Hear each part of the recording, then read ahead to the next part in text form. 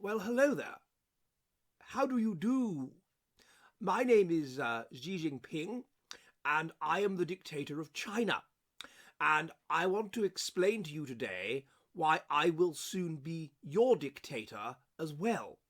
And the reason for that is that we in China, and also people in Russia and India, they have this implicit religion, if you like.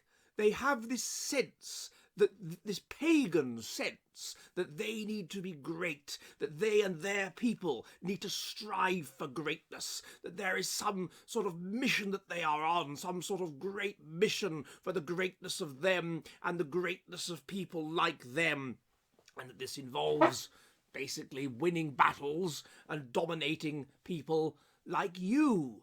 And of course, you don't have that. You used to have that. You used to have this sense that there was something brilliant about you, something wonderful about you, something perfect about you, something above others about you. But you don't have that anymore. You have this strange sense that the story has run out, this sense of guilt about yourself, this sense that you're unworthy, this sense that things don't quite make sense, this sense that life is pointless and it's not really worth bothering about, this sense that it's this dysphoria, this sense that it's all just kind of run out. But we haven't got there yet. We're kind of like your the World War II generation where you come from. We have this feeling of destiny, this feeling that it's there to be taken, this feeling that what we have is great and we can achieve even greater feats. And that's the difference between us, you see. That's why we're different, and that's why we're going to dominate you. But I've been reading that if you want to dominate the West, then what you have to do is you have to sort of adopt the culture of the West in a sort of ostentatious way, and then they'll lie on the floor like little dogs having their bellies tickled, and they'll just let you walk in. This is what the Greeks did. The Romans adopted Greek culture and then just walked in and invaded and took over the Greeks. So, in that regard, I've been learning English. I know that Donald Trump has said that the only word I can say is repeat, but I can say lots of words in English, and I've been learning the accent, and I've got the dress right, you see. I've got sort of English dapper dandy gentleman dress here with the cravat and so on. And then look, the sort of Roman helmet. What do you think? It's rather good, don't you think? And so I think I'm doing jolly well. So I look forward to ruling you. Hello, and welcome to this edition of the Jolly Heretic. Now, before we begin, a quick word from our sponsor. I'd just like to say a word about our sponsor, and that is Atlas VPN. Now, here's the situation, chaps. We are all truth seekers here at the Jolly Heretic Public House. We all want to know the truth about the world, and the only way we can do that is if we get lots of different perspectives, lots of alternative perspectives. And we are in a situation where we cannot get that. The internet is censored, everything is censored, and we literally cannot get the other side with regard to certain important events that are happening in the world because of the way that they censor the internet. So the only thing to do, as far as I'm concerned, is to use a VPN. And Atlas VPN is currently running a huge discount. It means you can get a 3-month subscription for just $1.83 a month, plus 3 months for free, with a 30-day money-back guarantee. And so time is running out, so it's worth looking into, really. There's lots and lots of benefits to this. Not only is that you've got that deal, but you can unlock your favourite content from all over the world. You know, shows from Friends or whatever it is you like, or using Atlas VPN. You can keep your Google searches private. They make sure that your results aren't tracked and so forth. You can stop ads and malware.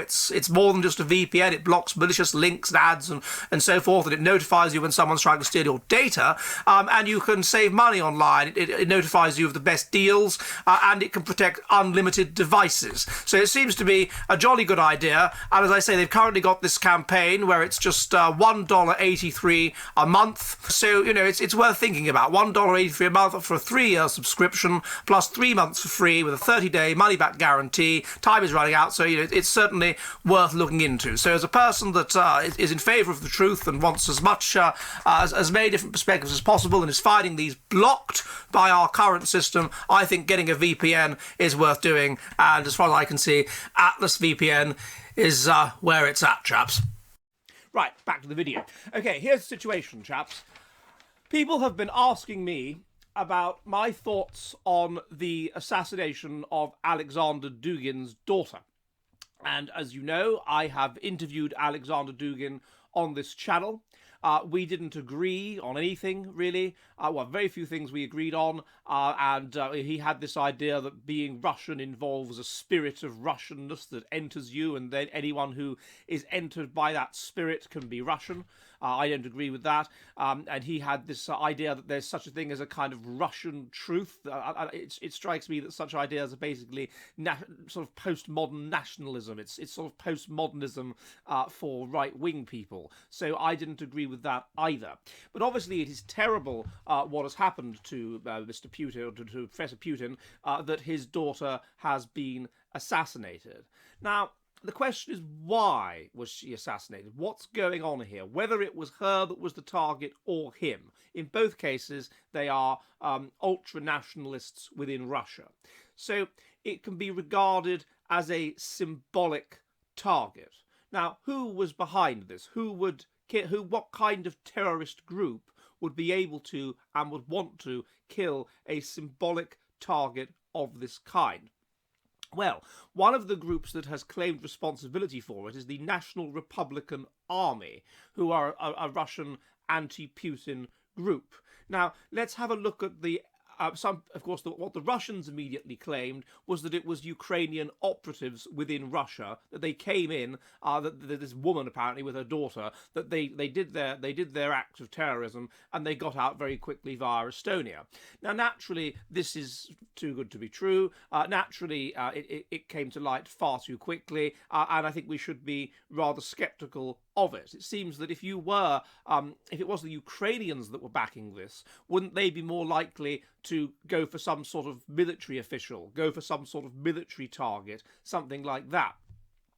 One. And two, it seems improbable that the Ukrainians would be able to penetrate that deep into Russia such that they could engage in terrorist action within Moscow itself. What seems rather more likely is that this is a homegrown terrorist group. A homegrown terrorist group that is backed by the Ukrainians, perhaps, because at this point, those that are the enemies of the Russian regime are likely to be backed by Russia's enemies abroad, and therefore by the Ukrainians, but nevertheless people within Russia.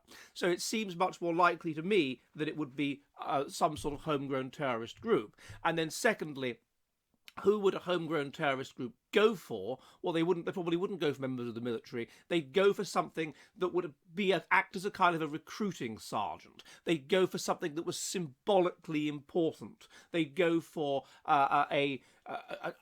a famous person, something like that. That's the kind of people that the IRA used to assassinate within the UK. People like Lord Mountbatten.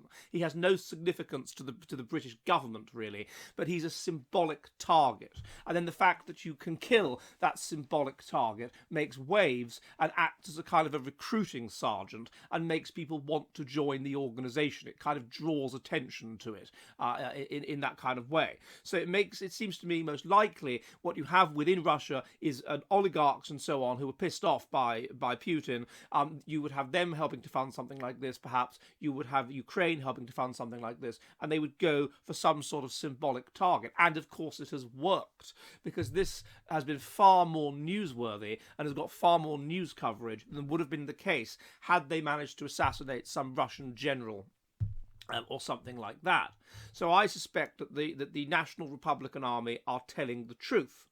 Now, this crosses over into broader questions of how we can expect the coming battle between East and West to pan out.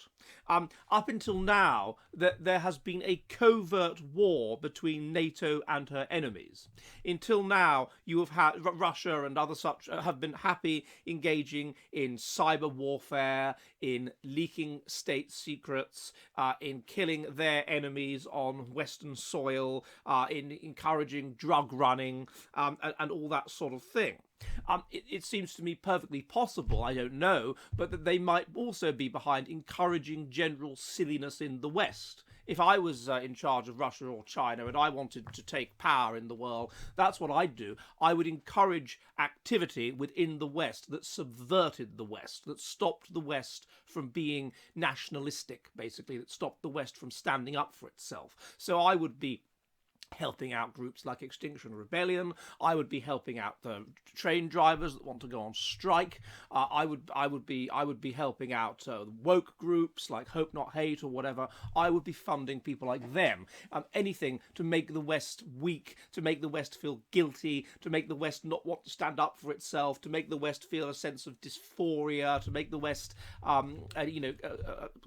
conflict-ridden, to make the West, not feel that it's good, to make the West feel rubbish, basically, and guilty and bad. That's the kind of thing, and generally confused and in disarray. That's the kind of stuff that I would be funding. Now, what you've also had, of course, it really is a kind of an economic war. It could be argued it's very interesting that COVID and also the war in Ukraine have come at the optimum time to completely cripple the West. First of all, you have COVID, and they will have known that Western people are going to be far less able psychologically to cope with something like this than people in the East. People in the East have a sense of, to a greater extent than in the West, I'm not saying all of them, but they have a sense of purpose. They have a sense that the future for them is great and golden and wonderful. They have a sense of going somewhere and being something in the future, perhaps a little bit like we had in the 1950s. They have a sense of their own glory, a sense of their own destiny, this kind of pagan sense of a great name, this kind of pagan sense that a person who is great can become one of the gods, that or a people that are great can become a godly people, a sense that we had a number of generations ago, but we don't have it anymore. We are now these atomized individuals that are just interested in material concerns, that have no religious belief, very little even implicit religious belief, and have just a general sense of doom and despair, and a general sense that things are getting worse and things are coming apart. Why? Well, partly because we're in this extreme evolutionary mismatch now, and which they're not, of course, which helps to induce a sense of dysphoria, a sense of despair, a sense of just things just not quite being right.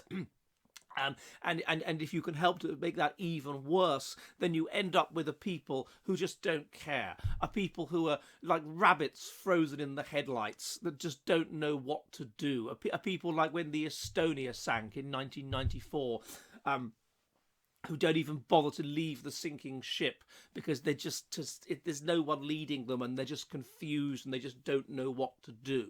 That's the kind of effect that you get in the West of things like this, but you don't in the East, because these people are higher in mortality salience, they are higher in grit, and they are therefore higher in a kind of religiousness, and they have basically a feeling of just getting on with it, which is something that we had. That's why you didn't have lockdown in the UK when you had a massive flu outbreak in the late 60s. It's why you've never, ever previously had anything like lockdown in the UK, even when we understood that how it was that these kinds of diseases spread. You didn't shut down the society because you just had to, A, because you couldn't afford to, or even remotely afford to, but B, because you just had to get on with it. Now, by doing that, we have, of course, crippled the economy.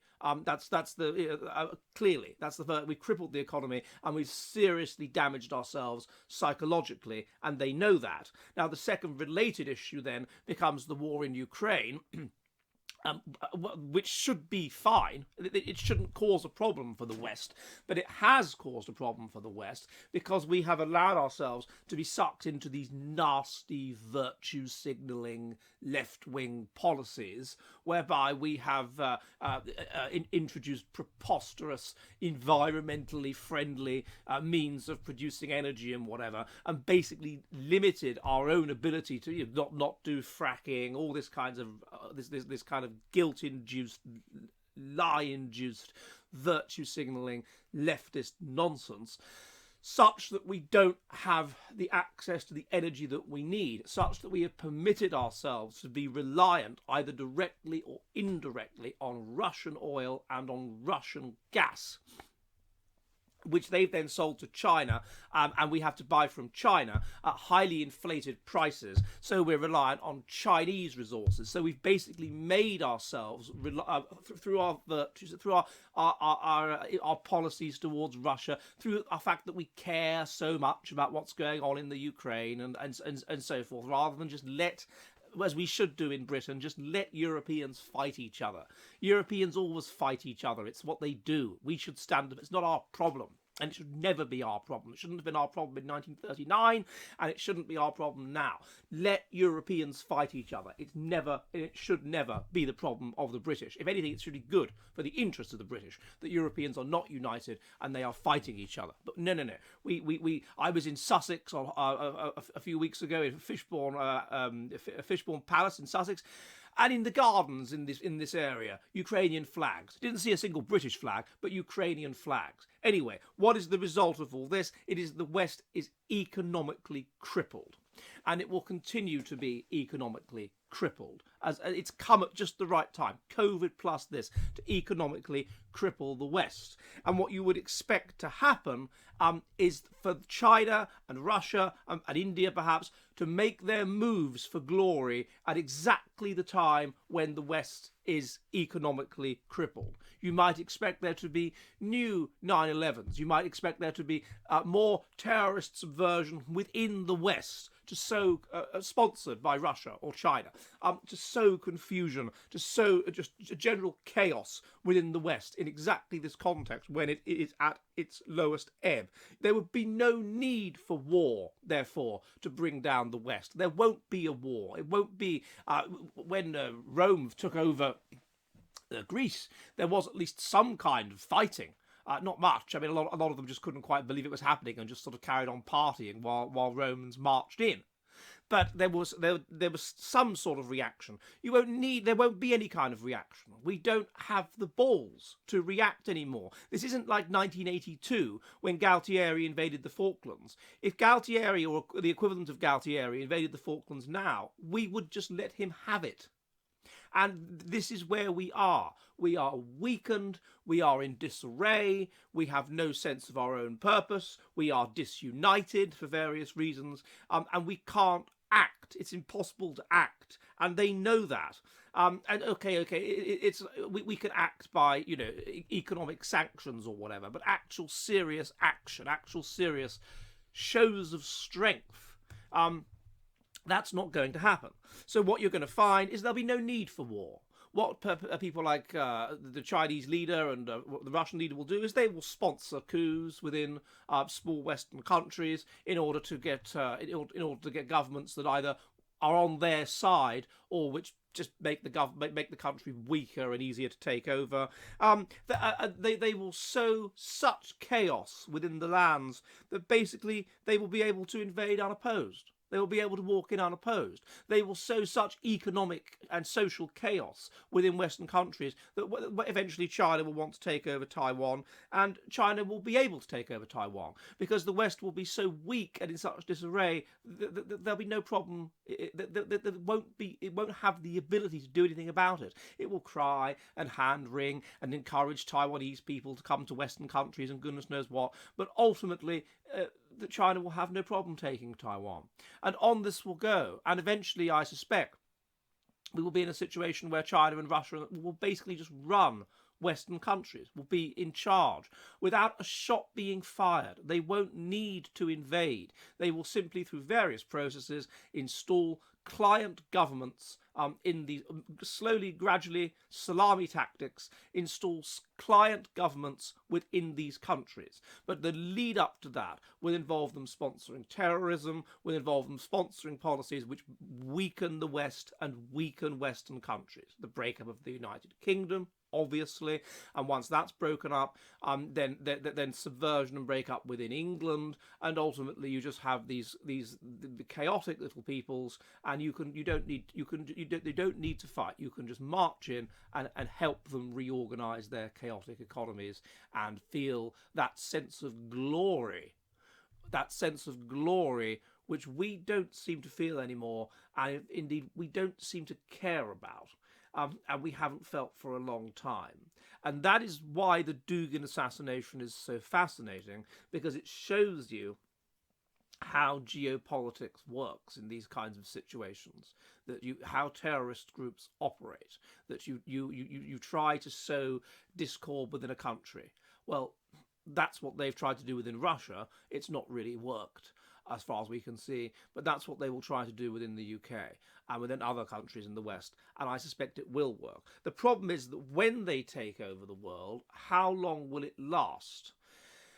And the answer, I think, is not very long, because Russia is definitely in dysgenic fertility, and China is also, to a lesser extent, in dysgenic fertility.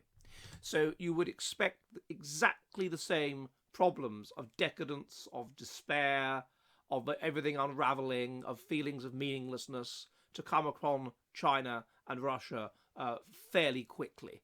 So I don't think that this is going to stem the general collapse which I've looked at so many times in other videos, but I do think that it might slow it down slightly, and I do suspect that it will be places like Russia and China that will take the torch for a while of civilization, while the Greece that is the West is in total disarray due to its own dysphoria and due to the policies of China and Russia to increase dysphoria. And I think that, as I say, the assassination of Dugin's daughter is symbolic of this. Well, ni hao. Hello, hello, hello! The Jolly Heretic is an online public house which meets on Mondays and Thursdays at 7 p.m. UK time, 2 p.m. New York, in which we discuss the kind of based, fearless science which is increasingly expunged from our woke, joke universities. If you would like to help the Jolly Heretic public house, and there are many ways you can do so, please, please, please become one of my patrons on Subscribestar. Also, if you want to, you can donate to the channel using Odysee and Entropy, and you can also purchase Jolly Heretic merchandise, such as shirts and mugs. All of the links are in the description. Again, I'd be most violently grateful if you could assist the Jolly Heretic Public House, and I will see you all soon, and goodbye!